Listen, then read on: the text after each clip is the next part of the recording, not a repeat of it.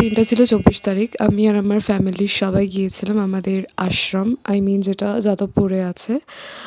তো সেদিন কী খেয়েছিলাম সেটাই বলি।